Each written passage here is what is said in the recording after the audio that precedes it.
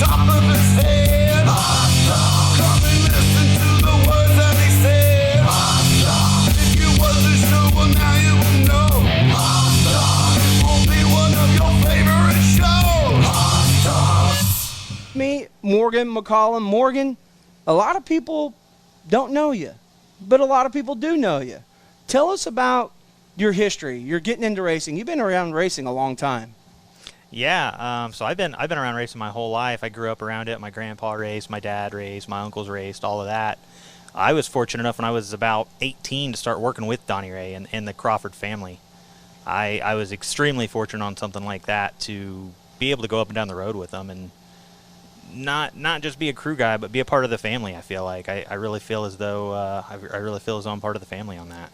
Crawford's family is everything with them. I mean, Absolutely. you can tell that from just the initial meeting of any one of the Crawfords. It's all about family and unity. Before Donnie Ray, did you have any experience of traveling, or was that your first experience of going up and down the road was with Donnie Ray? That was actually my first experience. So when I started working with him, I was actually still in high school.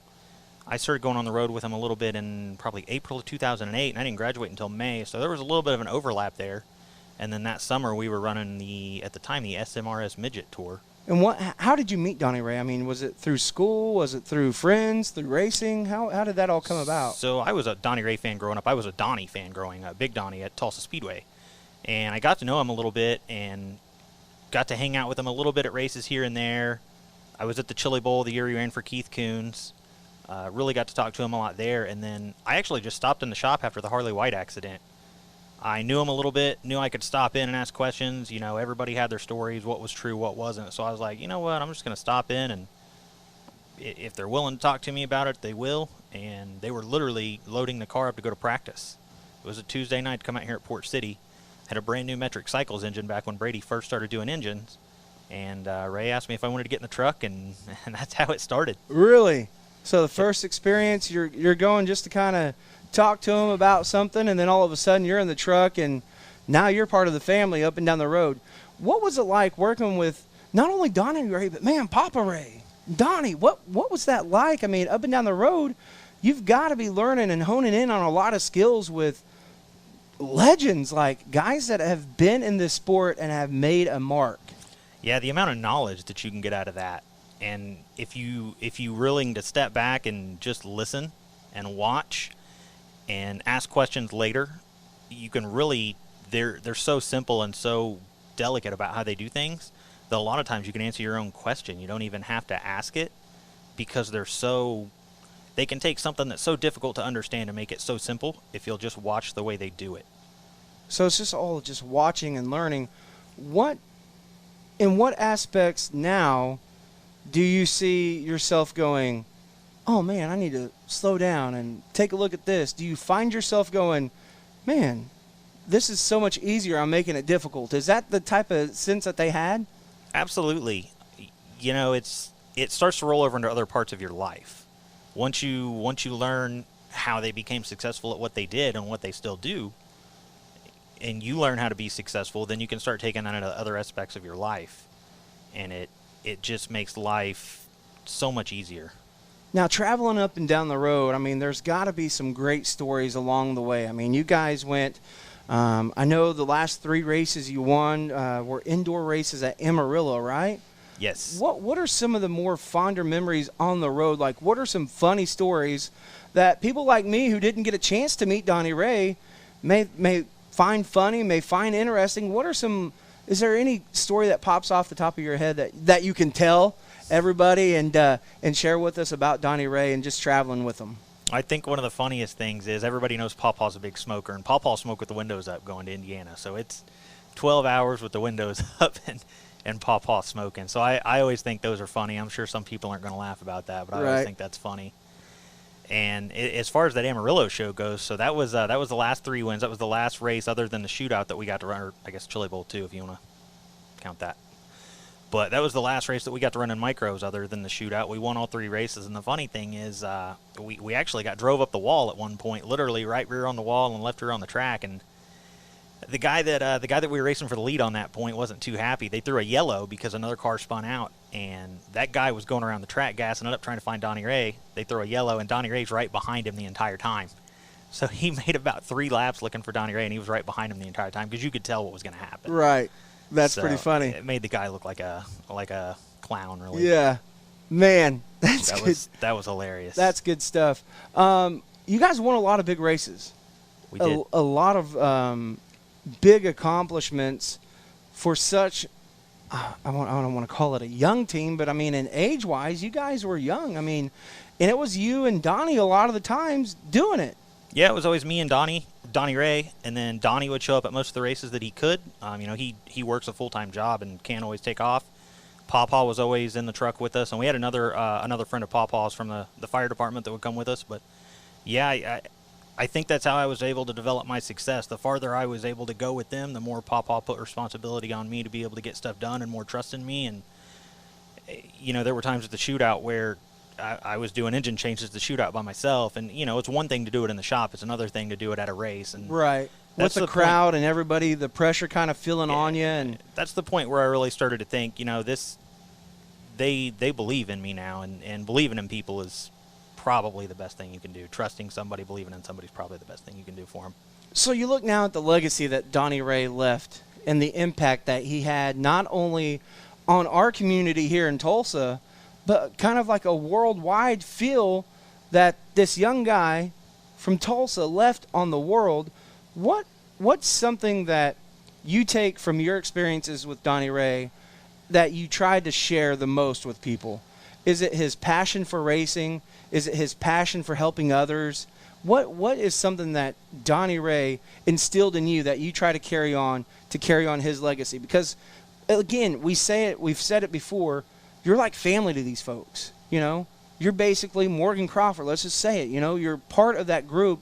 You're intertwined with them, and you're set forever now. You're not going to get away from them. You're not going to get away from the legacy that he left. So what's something that you try to instill into the other people that Donnie Ray instilled into you? So 2 things there, they kind of tie together. So 1 would be being that person, being that good of a person. And then 2 is leading by example, because as I said earlier, that's really how I learned from these people. I learned by example. It was never a point where they sat me down and said, hey, you need to do it this way. It was always them just doing it and me picking up on it. You have a quote that's on your Facebook, and we kind of talked about this before the show. It hits hard. I mean, whenever you really stop and think about it, the quote, I lived my dream, now I just want to live my life. What does that mean to you? I mean, people all the time are chasing after their dreams or chasing after their goals, and sometimes they're unattainable for some people. What does that quote fully mean and just the meaning behind it? Yeah, so, I mean, like I said, I grew up at Tulsa Speedway every weekend for as far back as I can remember watching Big Donnie race, on that. And to be able to work for the Crawfords and outside of that as well, I got to work for Kenny Woodruff for a while on a national team. I got to work with Natalie Sather. I got to work with Tanner Berryhill on some NASCAR stuff. All of those things were my dream growing up. I never thought I was going to go that far. And at 21, I was doing it all. So, 21, I was 21 when the Donnie Ray accident happened. And at that point, it was like, I've lived my dream. I've done everything that I wanted to do. There are certain things that I haven't done, that other people might think that I should do. But I really, as far as racing goes, I got to accomplish everything that I wanted to do as a kid. And I feel like there's very few people that get to say that, whether it's about racing or basketball or any other sport that they want to be involved in. Most people don't get to go to the level that they want. Right. So something about the stories that I've heard about Donnie Ray is that he was always there for advice. He was always there to help young drivers. He was always there to be a mentor. Is that something that you could see yourself doing? I mean, could you see yourself maybe, I don't know, doing like some kind of a class, or what would it take to get you back to helping a young kid or lost dads? Let's face it, a lot of these dads and parents get into racing and they don't know a 9/16 from a 7/16. Yeah, those are really the people that I enjoy helping the most. And there are certain people that I still try to help out as much as I can. I've got several people that'll still reach out to me on the phone and ask questions. It's a little bit tough because I don't live here now, so it's a little bit tough to give specific advice because I can't really watch them. But as far as the theories and the explanations and all those go, I still try to help. I would like to do something a little bit more in depth at some point, but like I said, I'm just not local anymore, and it's a little bit hard to set up. But I would really like to do something like that. If anybody's got any ideas or something they want to pitch on that, definitely feel free to hit me up on that, because I would like to know what people want to know. The Donnie Ray Crawford Legacy Foundation is something that really has exploded. What does that foundation mean to you, and what is something that people may not necessarily understand about the foundation and how all the work that goes into it? Because I know you see a lot of stuff behind the scenes that goes in to the foundation. Just talk about the foundation and the good things that come out of that organization. Well, the first thing I want to say is that nobody at the organization pulls any money. Every bit of money that's donated, raised, anything at all that goes into that bank account for the scholarships and the driver relief and the missions trips and all of that, it all gets back into the foundation. Nobody's drawing a dime. So when you see these people out here working at these events, there's so many people that have to put these events together. There's a lot behind the scenes, and every one of those people is a volunteer. So to have this successful of an event and knowing that it's all volunteer work is absolutely humbling. You know, I got to be a part of one of the fishing tournaments last year, and then seeing all the work that goes into just setting up for this event. Not even the behind the scenes of the months and months of preparation of getting T-shirts ordered or getting new hats or coming up with fresh ideas. Like this year, they're doing the most respected driver, where the drivers that competed last night are going to vote on a driver that is the most respected driver and give an award out. They're giving out the Ironman, so the driver that completes the most green laps in this weekend's event is going to be awarded the Ironman 55 award in honor of Andy Hillenberg. So just the foundation in general, they do a lot of different things. It's not just the race. They do the fishing tournament. They've done poker tournaments, and they did the cornhole tournament earlier today. But whenever you see these kids get the scholarships, that's something pretty special, right?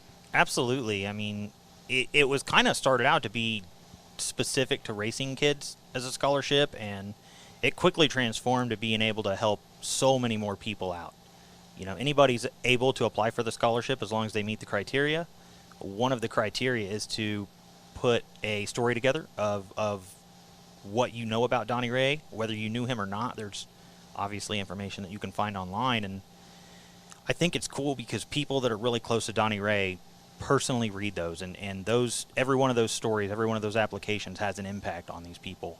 It's not going to a corporation where some CEO never even hears about it. It's going to a family. Yeah. And it affects this family when they read it, and it affects all of the foundation members, whether they're family or not. It affects everybody on that. And it just goes to show that the Crawford name in general isn't just self-centered around racing. It's the most genuine name in racing.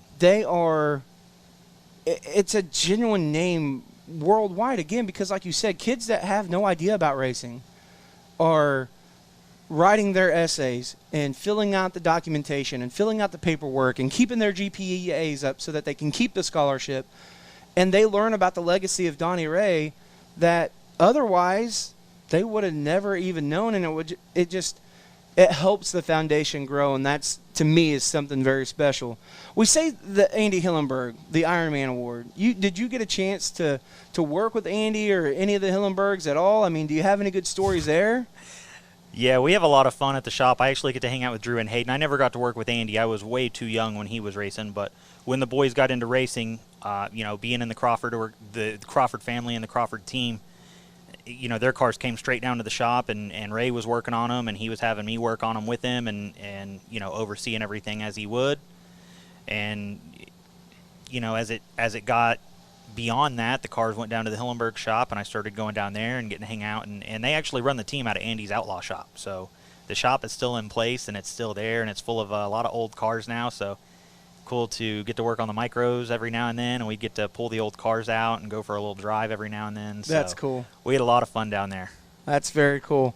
So everything happens for a reason, and you have you were put on this earth to make your mark, and you made it with Donnie Ray. Like, you and Donnie Ray made each other what you were and kind of made your mark on racing. What is a piece of advice for a young kid that's just coming into the sport, fresh out of quarter midgets, coming into restrictor? What's some key advice that you want to give to young up-and-coming racers? Don't take it too serious too soon. When it becomes serious, it becomes a job. Enjoy it. Be a kid. Have fun with it. Learn from it. And don't let the pressure of it get to you. You know, you are a kid. You are out here on a most likely an unsponsored family car. You might have some friends that are chipping in some money here and there, but it's not a career at that point. Enjoy it for what it is. Get better. And then if you have the opportunity to go farther and make it a career, you're going to be ready for it. You talk about careers now. Current life has you living out of state. You're not here with all the homies, you know, on a weekend basis, on a weekly basis. We're not seeing each other all the time. What does life have for you right now? I mean, what is your story right now? Your chapter that you're on. Yeah, so I live in Washington, D.C. right now. I actually work for a global company. We're worldwide. I think we've got over 3,000 employees here in the U.S., and I'm a piece of that, and I get to actually live out in Washington, D.C. I live about a half a mile from the White House and get to enjoy just a completely different life. You know, I grew up in Broken Arrow, Oklahoma, and I live in Washington, D.C. now. That's about as different as it gets. Yeah, big change. So this chapter of your life is kind of taking you on a journey out of state, kind of put you out of your element for sure, to where you're having to reach out and meet new people and, you know, branch out and grow and spread your wings, whatever they want to say. You're whenever you look at the big picture, the big vision of Morrgon McCollom and what you're going to do in your life, do you see the next chapter coming back to Broken Arrow, to Tulsa?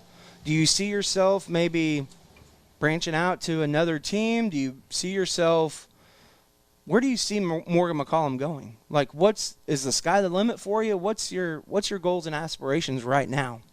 I'm always open for trying new things, and if the opportunity's right to help the right person, most likely the right kid out, in all honesty, I really enjoy helping kids out. If the opportunity was right, I would probably have to strongly consider coming back into this world and maybe even look at doing it full-time depending on how things go. I think that's kind of the cool thing about where the sport is right now, is there's opportunities to be a full-time crew guy, even in micro racing right now, and they're limited, but they're there. And I think that it really opens up a lot of opportunities that I think I could take advantage of. I think other people could take advantage of. So just depending on how the sport continues to evolve, I think it's absolutely possible for me to get back and help some of these younger kids. Real quick in closing, this is now the finale night, the final night. Features are going to be coming up here momentarily. Who are some of the drivers that you're keeping your eye on? Don't say Frank Flood, because that's what everyone else is going to say. Yeah. But who do you consider some of the underdogs in a couple classes? You just pick whatever classes. Who are some drivers that Morgan's going to watch? So let me break it down by class. I think Brody McClellan's always a strong force to reckon with. I think that any of the Truetts are always fast. I don't know which ones are specifically the kids on that, but I know that the Truetts are always fast on that. As far as restrictor goes, I'm taking Josh Gentry all day long. That kid has worked his butt off, and he finally got that first win, and I know how hard that first win can be, and I know that after you get that first win, your confidence is up and things are clicking, and I really think he's going to be the guy to beat. I know that he's got a ways to go tonight, or he's going to have a ways to go in the feature, but I think that he's going to be extremely fast.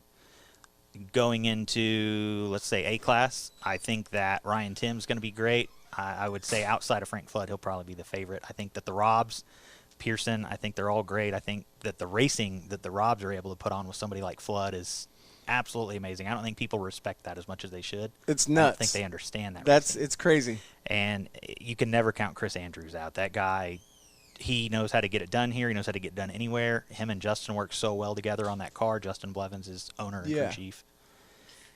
I would have to keep those same people in non-wing as well. I don't know that I can really say anything different about non-wing. I think it's going to be your same guys. It always pops up to me I always love it whenever the Robs come, the Rob brothers and Layden Pearson.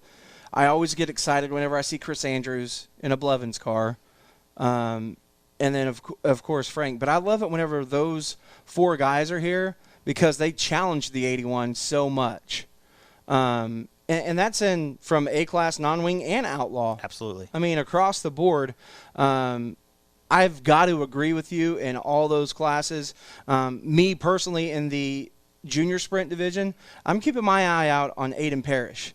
Aiden Parrish is kind of he's always there lurking. Always there lurking, and I would like to see Bryce Kujath get up there in that. I like the junior sprint division. Restrictors, Garrett Benson. The kid is Solid on an choice. absolute tear and works on his cars and is very hands-on in the process. Yeah, I need to go meet him. I've never met that kid. I need to go meet him. Everybody talks about how An nice he is. outstanding kid, no doubt. The Performance Electronics wideband O2 sensor with Bluetooth. With just 3 wires, installation couldn't be easier. Quickly connect your smartphone to our simple app to monitor your engine's air-fuel ratio in real time without gauges. The PE wideband O2 sensor is just one of many Performance Electronics products that can add brains and brawn to your next high-performance project. Find them all at pe-ltd.com. I think I'm cute. I know I'm sexy. I've got the looks that drives a go wild. I've got the Man, I'm telling you, that's a good song, man. I cannot believe I've never heard that. If you guys haven't heard that, that is Shawn Michaels' WWE theme song. That's Sexy Boy. Written specifically for Haas. Yeah. I'm not your boy toy. That's like, sexy boy. I'm just a sexy boy. Man, I can't believe I've never heard that. Welcome back to Haas Talks here with Morrgon McCollum.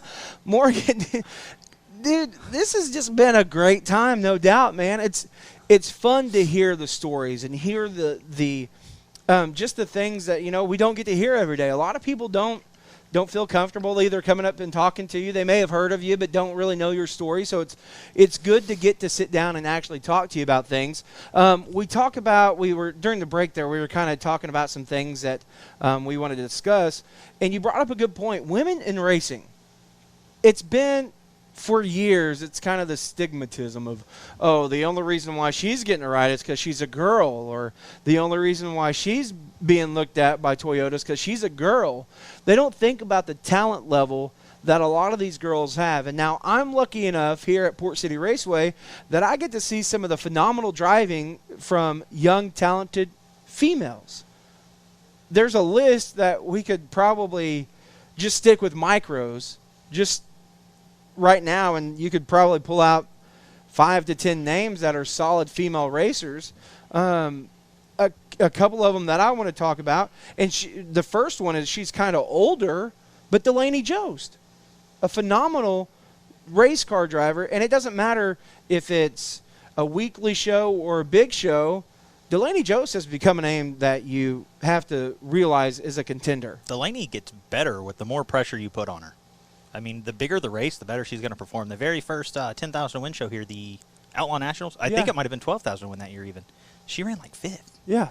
And that's the thing is, and the other thing about her team is it's not a big team. I mean, it's her like and her dad and a small trailer, it's like one-car a trailer. 5-foot trailer almost, just like a small team, just her and her dad. Every now and then mom comes to the races with them. Every now and then they bring the dog, but she's a name that whenever people think about it, she's, in the big scheme picture of things, she's probably too old to advance on or whatnot. But now we talk about the younger drivers, and I know that you've got a couple that you're kind of eyes on, and I'll let you tell the folks who your folks are. Yeah, so, I mean, sticking with micros and kind of moving into the development side of it, I mean, I've grown up around Holly Holland most of her life. I've known her really well, so to see her progress and see her get to do the things that these females are wanting to do in the sport now, seeing that she's the one that's or one of the ones that's getting to pioneer that and really push that farther. Aaron Crocker was the World of Outlaws winner at one point. Natalie Sather I actually got to work for back in 2008. Really? I worked for Natalie and Kenny Woodruff back in 2008. Woodruff is one of, I believe, 4 or 5 sprint car crew chiefs in the Hall of Fame. Yeah. He was at one time. I don't know if they've inducted anybody else on that. And So what was that like? I mean, working for a female driver, there's always got to be guys that are, oh my God, another female on the racetrack, oh, special treatment or whatever. What was that like? I mean, there's got to be barriers that were broken there and things that you're put up against, and you kind of got to fight for your right to be there. yeah, I mean, you always have attention on you, whether you're running in the front and people think it's luck, or whether you're running in the back and people are stereotyping, oh, they can't drive. It's almost always wrong, but you've always got people watching. You've always got, I don't want to say pressure, but you've always got to be able to perform at a level that doesn't hinder them, because they're under a microscope more than, a Frank Flood is, or a Ryan Timms is, or something like that. They're expected to be good because they're guys. And I don't necessarily think that that's fair, and I think that there are people that are changing it. Elizabeth Phillips out here at Port City, she's amazing. Well, here's the deal with Elizabeth Phillips. She's kind of come on here as of the last year. Yeah. It really seems like she's kind of honed in on the skills. She's kind of figuring it out. She's another one of those kids that gets her hands dirty and gets out there and makes it happen. Yep. It's not just, here, come on, honey, get your helmet bag. We're going to go race. She's got to get out and get after it. And you see her doing the things to the car that most kids don't know how to do. Yeah, I mean, she takes care of the car. Another thing that I like about her, she's always well presented. Her suits are always clean. Her helmet's always clean. They've always got nice cars. They've got nice trailers. I think that goes a long ways into helping the stereotype of the females to show up and look presentable, to look good, just like a lot of these guys do. I mean, when you see Ryan Timms roll into a racetrack, his stuff is going to be on point. I think you have to put yourself on that same level. I think that her and her family do a good job of that. I think that Jade Avedisian does a good job of that as well out in California. I don't even want to talk about that. I mean, Jade Avedisian, dude. Where'd she come from? She showed up at the shootout this year and won a race. And she came from Clovis, California. Okay? She comes and she is in the hunt for the entire shootout feature, and all of a sudden, out of nowhere, they hit lap traffic, and she just capitalizes at the right moment. She passed first and second in one corner and drove on to win. I was now, like, who is this? Fast forward a couple of months, this coronavirus, COVID comes through, shuts down California, and her dad's like, hey, you know what? Let's just take our stuff to Texas. So they go down to Super Bowl Speedway in Greenville, first Lucas Oil National Open Wheel 600 Series race of the year, and she goes out and wins a feature there. One night, the next night, Garrett Benson wins. Then they keep on following the now 600, and it's like, her Garrett Benson, her Garrett Benson, her Garrett Benson. And then they come into Speed Week, and she not only wins the overall restricted, she wins the A-Class overall. So that's right there is another name that you got. Write it down right now. Absolutely. Write it down. Mark my words, Jade Avedisian will be the next big thing, if not already she is. I think that she's well on her way, and I think you're right. And something else now, somebody that maybe we haven't even really thought about, or we didn't mention in our little break, that just crossed into my mind, Kaylee Bryson. A little old gal that used to run karts, and then she ran micros here at Port City Raceway, and she's out doing a fantastic job with Keith Coons and Toyota and just that whole deal. So many female drivers, whether it be young or old or whatever, they're breaking barriers, and they're making it known that they're welcome. They need to be here. They make our sport better. I think that ties back to kind of what I was saying earlier. Erin Crocker was really the first female to get on the map in dirt racing, in my opinion. And it took a long time for Natalie to be able to get on the map after that. And then it took a long time after Natalie to start getting the current run. But now you're starting to see it's not an individual. It's not a girl. It's several girls. Right. And I think that that's really good for the sport. I mean, obviously the sport catches a lot of grief for not being diverse, and there are certain aspects where maybe it does need to improve on diversity, but as far as females in the sport, I think that it's one of the best as far as that goes. There aren't very many sports that combine co-ed, males and females against each other heads up, and any that there are, I'm sure the females don't come out on top as much as what they do here. We talk about development deals and kind of mentoring programs. Have you ever thought of like the ultimate team, like the fantasy team car? chassis, wing combination, your, have you ever thought about, like, if Morrgon McCollom built a team right now, what would be your chassis of choice? Just lay it all out for me. Build it up from the ground up. Who are you going with? How would you build your development team, your fantasy team, so to speak? So I think if I'm going to do a fantasy team, I'm going to do it as a development reason. So I want to be successful right off, so I'm going to have a top driver, and I want to develop a younger driver. That way when that top driver either gets out of micro racing or gets into different aspects of life or whatever, I've got a younger driver that's now experienced, similar to what Keith is doing at the midget program. He's always looking for the younger talent. So if I'm going to do it, I'm probably going to start with Sawyer chassis in the beginning. They're so easy for me. I grew up working on Sawyers, and I understand them, and it's just so easy for me to put a Sawyer closer as in comparison to other manufacturers. But I'm a big fan of the D1s as well. I mean, and everybody that we've talked, well, I think with a few exceptions, I think everybody we've talked about today has been in a D1 or has been in a D1 at some point. So I think that Jake Hagopian has come a long ways, and I know that when Flood got there and started working with him on that, I know they made a lot of progress, and I think they've got their Gen 3 car out now. I really like that. I think that's one of the coolest looking micros out there right now, and obviously performs well. Shock package. I like CSIs. I think that, honestly, at this point, I think that there are so many good shock companies out there. Who do you want to give your money to? I like Jake Argo at CSI. He's a good friend of mine, and I really enjoy talking to Jake. I try to send people to him as much as I can. I'm not personally buying shocks, obviously. Right. But I try to send people to Jake, and he takes really good care of them. I never get any negative feedback from them. But I think that Michael Schur's doing great right now. CSI is great. FK Indy's doing great. Advanced Racing Shock's doing great. Adam Barth up there, him and his dad making it happen up there for years now. Pretty smart cookies up there, those dudes. They are. Shout out to Adam Barth. So we got our chassis. We got our shocks. What wheels are we going to put on this bad boy? So if we're going micro racing, I'm going with Aerodynamics wheels all day long. They're my favorite. They're actually made here in Oklahoma. Yeah. So I like that. They're made right down the street in Broken Arrow. I like that. They're great wheels. They're easy to get on the bead. They're easy to break down. They don't come off the bead while you're racing, which is obviously important. Right. And I think the design of them is really good looking. I like the design. They're simple. They're not as extravagant as some of the other wheels. They may not draw as much attention, but I like the simplicity of them. Okay, and so I think to get those tires and those wheels working good, I think you got to have a good engine plant, and I don't think there's anybody out there better than Brady over at Metric Cycles. Plain and simple. I mean, that Brady is the absolute best, and I think that every time it needs to be proven, and every time there's an opportunity to prove it, he does. Here's going to be a curveball in this. The latest craze right now is injection. Mm-hmm. Injection. Yep. Are you going to call Gould? Are you going to call Engler? Or are you going to go Papa Ray, build me some carburetors? Well, carburetors can still absolutely get the job done, especially on a track here at Port City.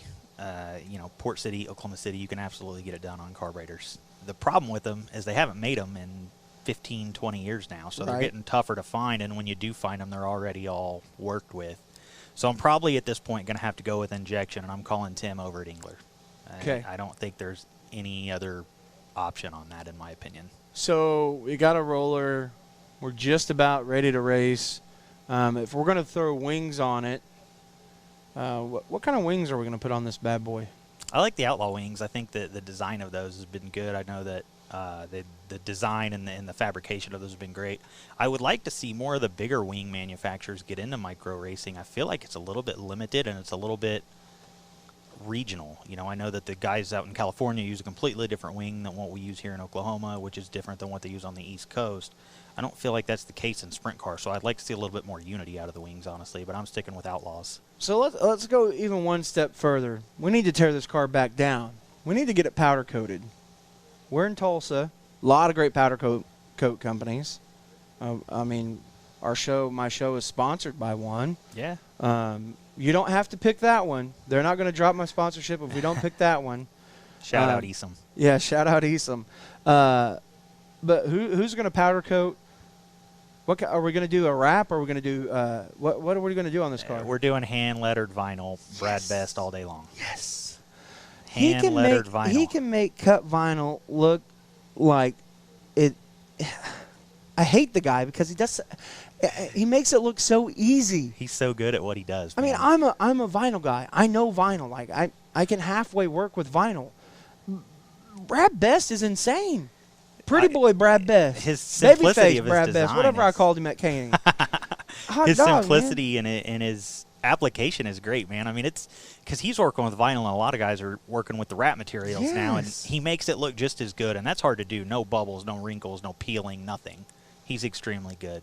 So we're going to do that. As far as powder coat goes, with Donnie Ray, we always used Broken Arrow powder coating. They've been great to us. I've become really good friends with Isam over at Finish Line Coatings, and he's got this new friction-resistant, air-resistant powder coating that I hear he's putting on his Yeah. own personal stuff. You may not be able That's to why buy he's been it so yet, but- fast lately. Yeah, he won Yeah. that race a few weeks ago up at, Humboldt, Kansas, Yeah. I think. I hear that it was the new powder coat on the frame and the wings that he was using, cutting You're- air resistance. We weren't supposed to say anything, but yeah, I'm gonna say yeah. So I'm probably using him because I feel like that's an edge. So we're pretty much ready to go race now. Where are we gonna run at? I think right now, if you're going to run, I mean, you're never going to go wrong running Port City Weekly. If you can run top 10 here, you can win a race anywhere in the country. I think that Ryan Timms probably has the best all-out schedule. I mean, if there's a true outlaw of micro racing schedule, Ryan Timms Absolutely. is doing it, and you can't discount Billy Lawhead at all. I think if you're not going to run something like that, or if I'm not going to run something like that myself, I'm calling Billy and figuring out what it's going to take. And in all honesty, from a driver perspective, I may even be looking at Ryan to be, even though he's not older, he may be my experienced guy that I lean on, honestly, because he's got what people don't understand is when he's running 5-6 races a week, he can run your entire Port City schedule running one class in a month. Right. So when he does that 10 months out of the year, he's running literally 5 seasons Yeah. as compared to somebody that's running, one class out here at Port City, and the development that goes into that. But, the flop side of that is that people don't see the work that goes into it. Absolutely. They see his nice trailer. They see it all clean. They see his multiple cars and his backup car. Right. They don't see the work that goes into it. And that's just a testament, again, to not only Billy Lawhead, but that goes into Josh and Riggy, just the overall team that Randy Timms and the whole Western Flyer Express organization has built. I mean, you look at the organization overall, they're built on a solid foundation. So for sure. And speaking, you got to have a go-to person. You got to have somebody that,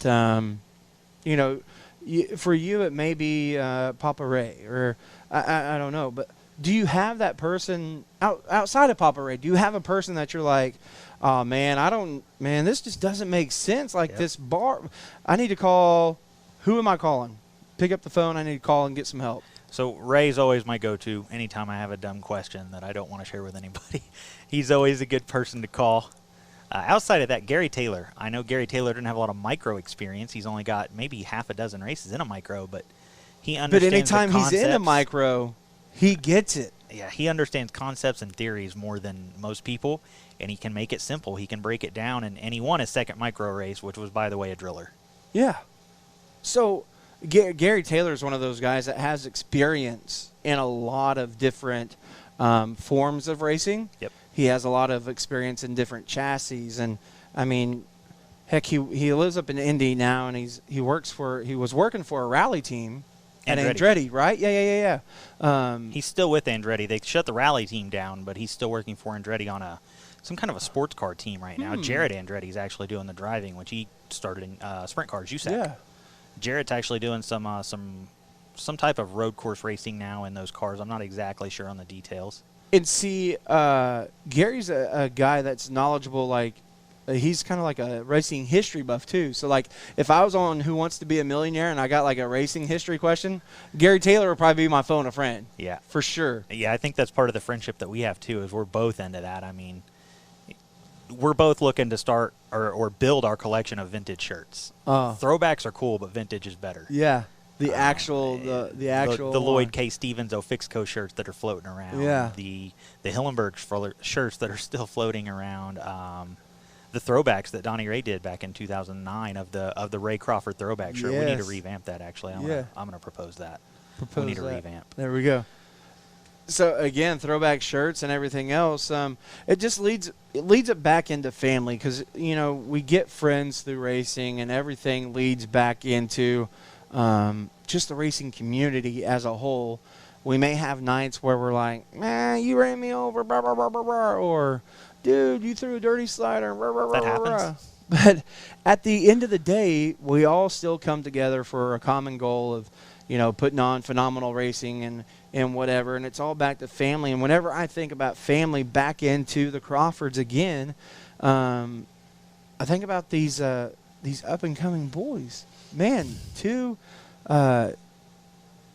awesome little boys, Baby Ray and Lambert. Now, you don't live local, so you don't get to see the boys as much as you want to. But I've seen times where you're like, oh, it's Saturday. I'm going to get a flight and go Sunday fun day in Broken Arrow and spend some time with the boys. What's that been like for you? I mean, just the history of just the relationship with the Crawfords. Now you throw in this kid named Jake Rosario, who has just become one with the family. What's that like hanging out with those boys? It's the greatest thing that's ever happened in my life. I mean, beyond the racing, beyond anything else I've ever done professionally, personally, anything. Those kids are absolutely the best thing that's ever happened to me.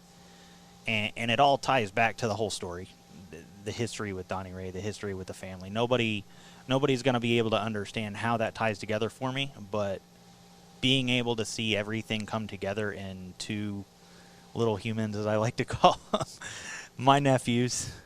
They're always going to be my nephews, and I'm always going to be the uncle.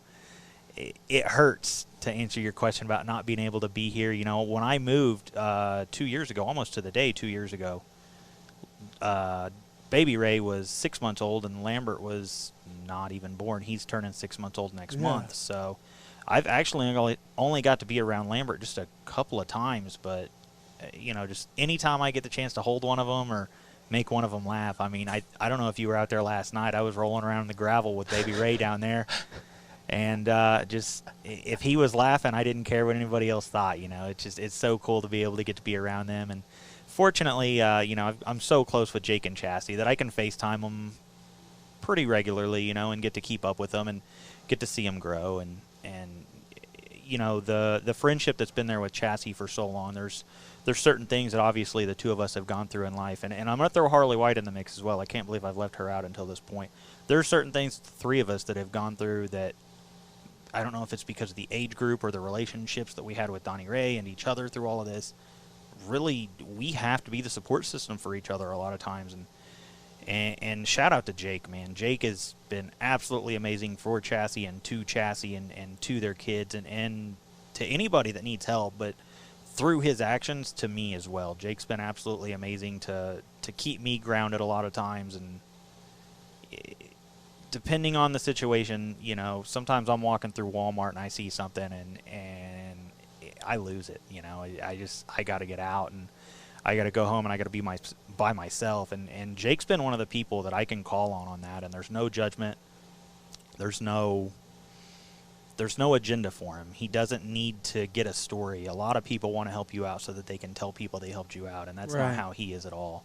He wants to help you because you need help. He's super genuine and to the core. It's not about the self agenda, like you said. It's more about how can I continue to just continue to help people and continue on, not only continuing Donnie Ray's legacy, but building a legacy of his own with these boys and the way that they're raising those boys. It's crazy. From time to time, I'll get a message from Jake of.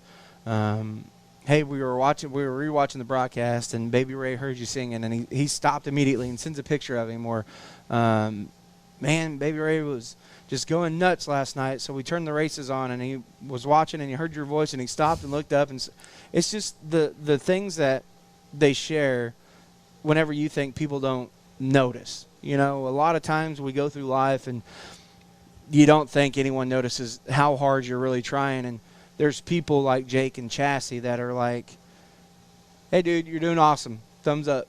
Good Yeah. job. It goes a long way. Yeah, that's good stuff. man. Yeah, I said earlier, I don't know if I said it on the air or if we were talking off the air, I don't remember, but I said that the Crawfords are the most genuine family in racing. And Oh yeah. Jake ties right into that. Yeah. I mean, he might not have the same last name, but he's definitely tied right into that. And,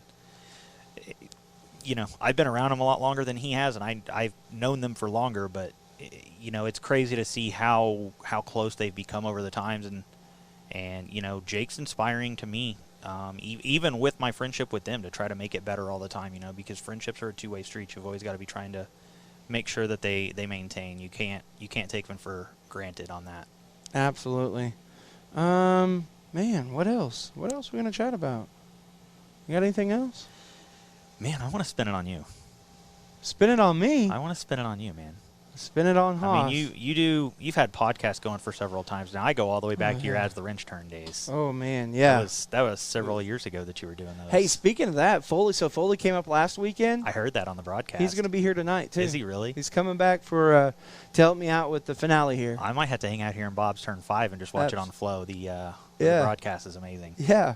Well, spin it, man. What do you got here? Man, so you're the guy behind the microphone a lot of times. Obviously, people can see you here, but when you're on the microphone up there in the tower, people can't see you, and they absolutely can't see on Flow. So what is it like to branch out and do some video podcast like this and not be behind the microphone as much and be in front of the camera? I mean, so me personally, like I've always wanted to be an actor or a comedian or let's just say an entertainer. And for me, getting this route, Eric Fenton several years ago was like, man, why don't you try announcing? And whenever I did, I was like, holy crap, I found my calling like this. I like doing this, I like portraying the races and talking about the racers. So just being able to do what we do here at Port City now, it's not possible without the great people here. Mike and Megan Eubanks have done, this whole studio this has been a dream of mine for a long time, to do a live show like this, to be able to bring different people in and get to know people and help people share their story. And this off season, I was like, man, I'd really like to do something cool, do like a studio or something sometime, and like in my room or something. And Mike was like, we got room down there at the end of the bar. Why don't we just put something right there? And I'm like, what? And 2 minutes later, he comes to me with this sketch, and he's like, we can have this, and we can do this and this and this. And through their company, Telstar Technologies, through great support from like Performance Electronics and Open Outdoor Country Properties and Tub and Rocket Designs and Auto Glass Unlimited, Finish Line Coatings, and the people just that have friends that have saw what I'm doing, they're like, hey, I want in on that. Hey, I want in on that, Then we put up shelves, and I'm like, man, I really want some cool stuff. And Tina Holsey comes up with this hand-painted ceramic helmet. She gets me a little microphone out, cool. Just cool little pieces. This one's my favorite right here. Yeah, so I actually won that at the shootout. I wasn't letting that go. Like I watched that like a hawk. So I won that at the shootout, and that's one of my prized possessions. And again, like I said, I never got to meet Donnie Ray. Well, if it comes up missing, I didn't take it. But every day that you see this, but it might be in my apartment next week. It's kind of like a reflection piece, But that's just me rambling on. So, but no, I've always wanted to be in front of the camera. I don't mind being in front of the camera. I'm the guy that'll do anything for a laugh and a memory, So what I really want to know from you, we talked about me wanting to help the drivers and even the parents. We didn't get into that as much. Help the drivers and the parents of these younger generations be able to evolve. Well, part of the way the sport's evolving too is you have to be able to be good on a microphone, good in front of a camera. So how do you help the kids develop? Is it just leading by example? Is it just giving them the opportunity to talk? I mean, I know you're really good about that. Well, for me, what I like to see is whenever a driver does do an interview, they do it very well. It's important now. The farther the sport evolves, it's important. The way that we're streaming now, we have so many platforms for these drivers to branch out and showcase their talents, not only in the car but on the microphone. So it's just taking the time to let them talk, giving them that option of saying, hey, if you get done with your feature or you don't make the feature or you break or something like that, come up to the booth and talk to me. I've got a chair sitting there. I've got an extra headset sitting. Whenever they come up, I can get on my laptop, turn that microphone on, and chat with them. And it's just, it gets them from behind. They're not in front of a camera now, so they don't have that awkwardness. And it just helps them talk. Just talk to them. Talk to them like people and get them talking about those sponsors. And then whenever you see them in the pits, you know, rolling around on a golf cart or whatever it may be, you see Garrett Benson or Joshua Gentry, you're like, hey, hop on, let's go drive around the pits. And you just talk to them about, like, so what do you think about the racetrack? What's going through your mind? And it helps me as an announcer now, because now I'm watching Garrett Benson. And, for example, on Thursday before practice, Garrett Benson and I were out on our Honda looking at the racetrack down in turn number 4. And I'm asking him, you know, do you race 1 and 2 the same as 3 and 4? And he's telling me, well, you see this, and whenever you come off of turn 4, it kind of dips off, and you see that right there, that line on the deal. I'm focusing on that. I watched him last night, and it makes sense. It's clicking to me. I'm like, hey, that's what he said he was going to do, and he just did it. And it makes sense. I'm 37 years old, and this 10-year-old showing me how to drive a race car, and I'm like, making sense for, you know, and that just makes me better. It makes them better, and I mean, that's what it's all about. Everybody working together and making it better. I think it's great, man, and I think that Flow is probably giving you the opportunity to help do that, because it's not just broadcasted at the PA speakers out here for the hundreds, maybe thousands of people in attendance, depending on the night. It's on the internet. I mean, anybody could get on there and look it up. And, you know, I watch the Flow stuff from my apartment in Washington, D.C. Yeah. I get on fairly regularly and watch it, and it's a great broadcast. It's a great streaming service. You know, we stop and we think about before Flow came along and we negotiated our deal and whatnot, Mike and I had talked about doing a broadcast and making it available on like YouTube Live or something. Well, then Flow comes along, and Flow has evolved over the last year. If we think about last year, they had USAC, and whenever we became USAC sanctioned, they were like, oh, that's cool. Hey, let's talk. So we talked and we worked out a deal, and then this year, well, last year their market grew by huge numbers, leaps and bounds whenever they added USAC. I'm going to say that it's because of USAC, but I want to take a little bit of credit because, you know, we were a piece of the puzzle. But now you throw in Eldora, and you throw in the All-Stars, and you throw in Dirt on Dirt, and you throw in now Speed Shift. And everything is just evolving to give race fans the opportunity to watch a wide variety.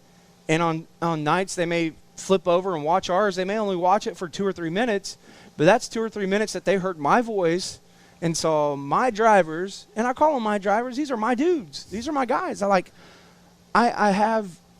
Sometimes I have my one driver may be my favorite over the other, but for the most part, as long as they're putting on a good show, I'm pumped, dude. I don't care who it is. That's what it's all about. I mean, we had a heat race last night. I swear they were 9 wide at one point. It's felt nuts. like. I mean, they were all over, slicing and dicing. And some of the guys I knew, some of the guys I didn't. Delaney was in the mix. I don't want to call her a guy because she is a female and does an amazing job and represented the females well. I want to make sure that gets highlighted. She was right in the mix of it too, you know. I mean, it's crazy to get to watch that stuff, and you take it for granted sometimes at Port City because you don't realize how good the racing is here until you go somewhere else, and then you don't realize a lot of times how good you are as a talent until you go somewhere else. And I feel like that's the same in the announcing side of it as well. You know, when the racing's this good and you have to call action as fast as you call it. When you go to the bigger races, I know you did some stuff for the Now 600 Speed Week. I know you've done some midget announcing for Eric Fenton on the Power I West stuff.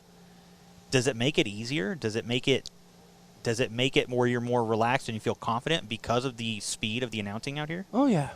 It's just everything here happens so fast that sometimes whenever you go to the bigger tracks like Caney or Creek or Red Dirt, you're almost seeing it before it happens. Kind of like I talk to drivers all the time. They're like, I already know what Frank Flood's going to do whenever I'm going into one. Frank Flood's going to do this. Or, you know, he's like, you learn the styles of the drivers, so you get it figured out. And it kind of slows it down for you. And sometimes it makes you go, God, come on. But then at points you're like, wow, like, man, look at me, you guys. It's pretty cool. So we did have a couple of questions come in that I don't want to mess these up. Okay. Because these guys did, a couple guys, Johnny Bowl and Johnny B. He's here this weekend. He is. So funny story about him, actually. I've gotten to know him fairly well over the last few months. He junked a car at Speed Week at Creek County. What was that, 2 weeks ago? Yeah. A week and a half ago, the car that he's running was tubing laying on the floor at Hyper. Exactly. That's nuts to me. They built the car in one night. They built the car at Hyper in 2 days, shipped it to him. He got it Tuesday, and he had it here Friday. That's just crazy. So shout out to him on that. I know that he's wanted to race this deal for a long time and always has something happen right before this race. So shout out to him. Johnny Bolin wanted to know, where did you learn all of your setup knowledge from for racer setups? Like, where did this all come from? Was it just from Donnie Ray? Was it a mix of Woody? Was it like, where did it all come from? A mix of a lot of things. You know, I grew up around it. I think I learned how to read racetracks at a young age just because I was so young going to these races, that you have, even though it's not great experience, you have some experience watching races where you can say, oh, you know, the top's fast here, the bottom's fast here. And I think I was able to develop that at a young age. And then, you know, Ray Crawford obviously took me to the next level on that. And they actually got me my opportunity with Kenny Woodruff. They're the ones that made a phone call and said, hey, you know, this kid wants it. Can you help him? And they gave me the opportunity, and it worked out great. And I learned a lot from, and I haven't talked about him today, Matt Covington. I worked for Matt Covington back in 2012, right after the stuff with Donnie Ray happened. Matt reached out to me, and I've always gotten along really well with him, and he gave me the opportunity to go on the road with him. And seeing the finesse that he has and what he does, he's very underrated. I want to say that. Matt's amazing at what he does. Also, Johnny Bolin said, what's your favorite racetrack food? He's probably heard me tell this story. I don't know. I tell a lot of the same stories over and over. I don't eat racetrack food. No racetrack food? I don't. As much as everybody brags about how great the food is here at Port City, I haven't eaten racetrack food in probably 15, maybe 20 years. What? With the exception of when I go to Devil's Bowl, I will go get a combo burrito if I can get there before they sell out, and they always sell out. So I guess as far as a favorite, you know, I'm going to have to go with the combo burrito at Devil's Bowl. They are pretty good. They are. They're really good. I don't know why a restaurant can't make them that way, but it's pretty freaking amazing. Christian Kinnison, he had a couple of questions, but we already covered one of them earlier on in the show. This question here is pretty good. With your relationship with Donnie Ray over the years, what's been a major impact to you when working with new people whenever you come from such a phenomenal guy, like an awesome guy like Donnie Ray? Stay humble. Yeah. Definitely stay humble. You can do a lot of things with the wrenches on these cars, and you can give a lot of advice on what people need to do. But what you have to understand is that it's the driver out there that makes it happen. You can tell them, hey, you know, this guy's going to go to the top, and you need to throw a slider here. Or, you know, the track's going to do this, and you need to move up probably around this time. And you can set the car up, and you can play with the shocks and twist rounds here and twist rounds there and move the wing and all that. But you really have to be humble and know that that driver is the person that's making it happen. So if you can stay humble on that, you can really develop yourself and further develop them. Perfect. I like that. As far as working with the new people, I like to find the guys that want it really bad, that maybe they don't have any family experience. We talked about Elizabeth Phillips earlier. She did not come from a racing family. Yeah. I know you and Brad Betts talked about that on a episode a few months ago, maybe. Yeah. And, you know, they're willing to learn. They're willing to listen. They've got a great group around them over there at Dave Mack Motorsports. Cody Cordell and the guys over there at Dave Mack are really doing a lot to make sure that they're going the right direction. And I think those are the people that I really like helping out.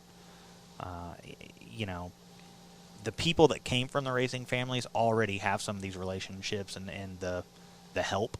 Mm-hmm. So being able to be maybe even the first person that's ever reached out and tried to help somebody, it's a great experience, and it's very humbling, and you've just got to keep that humbleness the entire time.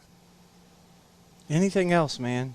This is good stuff, dude. We're rolling at 40 minutes. So this is going to be like an hour-long show overall. Yeah. Anything else? Man, Are we going to have to do a part 2? We might. I don't know if people do it in person, but we should do a part 2 sometime. We should. We should. We'll put some more ideas together. Well, so we're going to close this out. Haas Talks here with Morrgon McCollom. You guys, if you have any questions, comments, concerns, you can let us know, and we'll do a part 2 via phone or something and post it on the SoundCloud or whatever it may be. So if you guys don't have anything else, I don't have anything else right now that I can think of. Let me think. No, I mean, I think that's it. So, guys, this is Haas Talks, and we'll talk to you soon. Thanks, I Haas. think I'm cute. I know I'm sexy. I've got the looks that drive to go wild. I've got the moves that really move 'em. I said chill. Talks about the top of his